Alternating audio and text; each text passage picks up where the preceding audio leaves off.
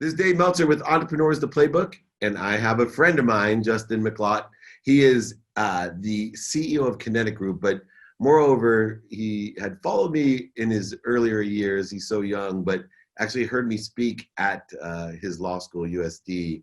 And I was telling him before we started on the Playbook that I was actually so interested in his Playbook to success, because if my own kid would ask me, hey, I want to be a sports agent, I want to get involved in sports, I would formulate and structure a profession in a business like Justin has done for himself. So great vision in this Playbook. Justin, welcome to the Playbook. And it's just so much fun to have you here, man. I'm proud of you. Yeah, appreciate it, man. That was a great intro. And very kind of you guys to invite me on. And yeah, happy to chat about kind of the path that we're still very much on as a company devoted to gaming. As you know, as someone who's also involved in the space, still very much growing, but becoming more and more mainstream. So it's very exciting for us and our clients. You know, it's so much fun to give people perspective. You know, I learned about gaming at the big time gaming, like esports itself, when I went to the Cavaliers in Golden State game 7 with my son, who was 6 or 7 at the time. And he told me, Dad, it said Oracle Arena. He goes, oh, that's where the League of Legends championship was. And I said, no, dude, that's online. He said, no, they sold out. And my head of media looked at me and goes, yeah, they sold out. He goes, Dave, more people watch the League of Legends championship than the NBA finals. And I said, no, that's impossible. As much as we've grown, and I'm a founding investor, you know, with Meta and Marcus Colston and others in, you know, a great company, Overactive Media, which used to be Splice. As much as it's grown, you know, I went on Barstool Sports before this COVID thing happened with Willie and Large. And I mentioned esports and how excited I was about it as a sports. They asked me where I thought sports was going, and I talked about gambling and esports, because I think that's where the big money's made. And they didn't know what esports was, right? Yeah. Like, this is Barstool, cutting edge sports. They didn't know what esports was, which only told me, man, if you want to get involved in sports, there is so much opportunity in the next 20, 30, 40, and 50 years. You know, I feel like Al Davis, you know, owning part of an esport team when I bought in. And I thought it was crazy because it had like a $16 million valuation when I bought into it. And I thought, what am I doing? I got to look back and go, this is like Al Davis. You know, this is when he bought the Raiders, he probably like, what am I doing? This is crazy. Nobody watches football. But what is your perspective on the growth potential of the business? Yeah, no, I mean, we could be here all day talking about the growth of esports and gaming, but I think, you know, esports is its very own growing and popular niche that is, like you mentioned, a competitor to traditional sports from just a pure eyeballs perspective, right? And being during this COVID environment an entertaining alternative to, you know, those other methods that people would tune into. But where we have tried to carve our niche as a company and the town that we work with is in where I see the biggest potential for growth. And it's more so on the gaming and live stream content creator side of esports, as opposed to the competitive realm of esports like League of Legends, which you referred to. You know, the talent that we work with has a background and a skill set where they can compete with the best and most skilled players in the world, but they're otherwise entertainers who utilize the platform of gaming to make those connections with their audiences. And sometimes it is very competitive, intense, and other times it's very casual and loose and just a hangout that now is grown from a couple hundred to tens of thousands of people on a nightly basis, almost as if they're filling out arenas daily. Yeah, it's incredible. You know, I talk about the stage theory, where if people look at everything, you know, not just esports, as the ability to capture, modify, amplify, and perpetuate content. You know, in fact, our Splice team moved to Overactive Media with the same type of vision that you have in understanding the business of, look, this is really a content play, right? This is entertainment.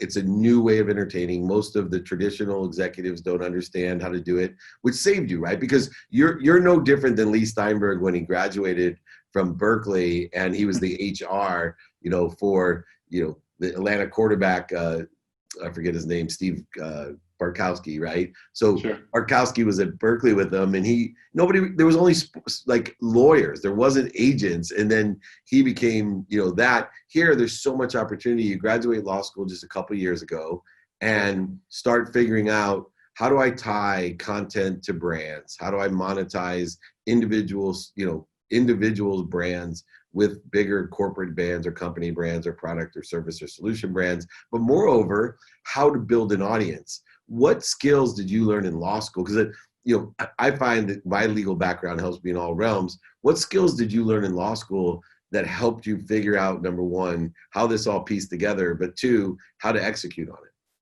Yeah, I mean, in law school, the process of thinking through, coming to a conclusion, and then developing and showcasing your reasoning behind that logic is a skill set that I try to carry out and implement in the storytelling and story selling process that we as a company do with our brand partners and our clients.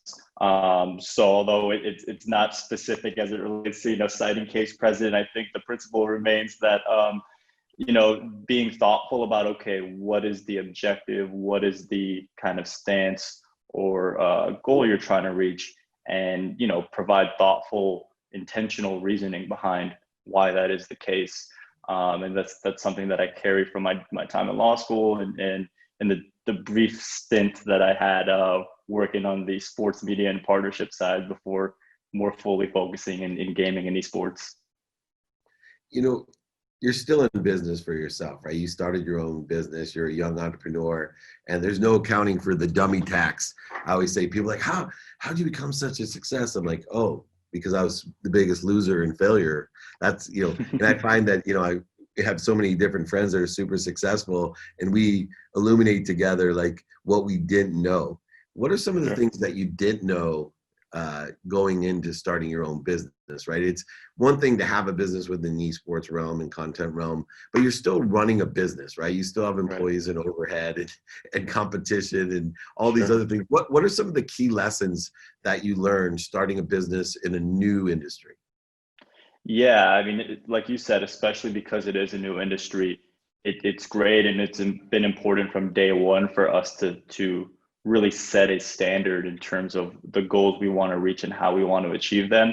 But as we scale our company, grow our team of supporting managers and clients, it's also very important in a growing industry to be flexible and understand that, almost unlike any other form of media or entertainment, these things change almost daily in terms of how we need to best approach the content and the angles and the narrative and how we connect with audiences, much more fluid than the historical success of traditional sports. So being mindful of that as a business owner in this space, I think is pivotal throughout as it continues to grow.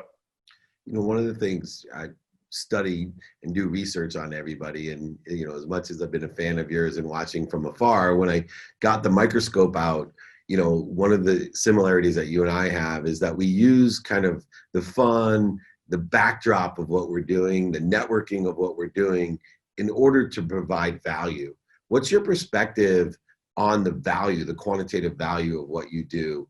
And how do you align that or utilize it with the fun and the networking and the backdrop of what other people perceive to be a real job? I always say, you give me anybody with the greatest job in the world, they've had to learn to love what they do, right? Because there's no I've been around some of the coolest people in the coolest jobs, and they all hate a portion of it. And the ones that are successful are the ones that learn to love it. So how does value tie into the fun and networking? Yeah, we try to keep it as simple as possible. And believe it or not, one of the guiding thought processes for me on a day-to-day is something that you had reiterated, a couple of years back often, right? Is, make a lot of money, have a lot of fun, help a lot of people. And so that's something Somebody's listening out there. I love it. See, there we go. That honestly had guided my process. And as I tried to navigate law school and post degree, and now as a business owner, it's okay. There is an opportunity to make money, right? But no one still really knows what that means in terms of sustainable revenue to be had in the gaming and esports space. So let's just worry about how you make the connection with your audiences, have fun with them, and help them and be beneficial, and just making every day easier. And on the finances side, quantitatively, that stuff is easy enough, where no one's really reinventing the wheel in gaming and esports in terms of how we measure success. Very similar to how YouTube and digital media had grown exponentially, say 4 or 5 years ago, borrowing a lot of those same principles now as gaming develops, and how we measure that success and connection. It's interesting. I asked, my dad, he had this great saying for when I was a young entrepreneur. I was a CEO at too young of an age. No offense, but for me, I was too young. Sure. And he said, Dave, if you don't like someone, wish upon them employees and overhead. So if you don't like someone, say, hey man, I hope you double the amount of employees you have, and I hope your office doubles in its size. And he said, they'll think that you're complimenting them, but you've just cursed them. And what I gathered as a lesson from that, at least for me, and I'd love your perspective on this as a young entrepreneur, the two most challenging things that I have today, here I am 30 years after I've graduated law school almost, is still trying to understand how best to utilize and support my employees to build a team. The employee side of it is just very challenging. And then two, just the plain overhead. Where timing wise do I expand and settle, or buy the building? Don't like these two uncertainties. To me, the multivariable aspect of employees and overhead are extraordinary. Have you learned any lessons or have any strategies as a young entrepreneur? I'd love to kind of get into your playbook on what you look for in employees as you hire, and a strategy of kind of growth and expenses or overhead. Yeah, it's being cautiously optimistic. I think in an immature space where there are a lot of people who can say, I'm one of them. Yeah, I've been a gamer for 15, 20 years, whatever the case may be. And that context and background is great, but it doesn't quite inform what is now the business of gaming, right? So I think it's really, as we scale our company and look to hire more employees, it's really wanting to walk before we run. I'm someone kind of taking the Moneyball approach. I want to hit a bunch of doubles and singles, and not every time needs to be a home run, but we do need to make contact and have that opportunity to grow. And so with our employees and our company, it's very much having a core understanding of the gaming space, but also being willing to kind of have a longer term runway to go and reach those goals, understanding that, hey, we're in it for the long haul. It's not a short-term kind of approach. Despite the money being as great as it is now, it can and should continue to grow if we're careful and intentional with each step we take. I wish you would have been the president of my company when I was young, because I definitely wasn't cautious. But what great philosophy. Last thing, obviously you never know what impact you have on people, and I'm blessed to be old. When I say that is, to meet successful people. This just fills my heart. You would even remember one line like, make a lot of money, help a lot of people, have a lot of fun, or be kind to your future self is one. As you start to grow your brand as a key executive in what will be an extraordinary, I think it's going to just dwarf the NFL in America esports. I just still don't believe people understand the capacity, and you literally on you will be one of the legends in this someday at 52. What would you want as you're interviewing the next, 20 something that graduates law school for whatever's the next NFL, the next esports? What one-liner would you like them to say? Hey, Justin, remember when you came and talked to us at USD Law School, where you did the commencement speech at the law school because you're so successful? What would be the one-liner that you would want them to take away from what you've learned already? Yeah. Oh man. Haven't even had the chance to really sit down and even think about kind of what our core one-line motto would be.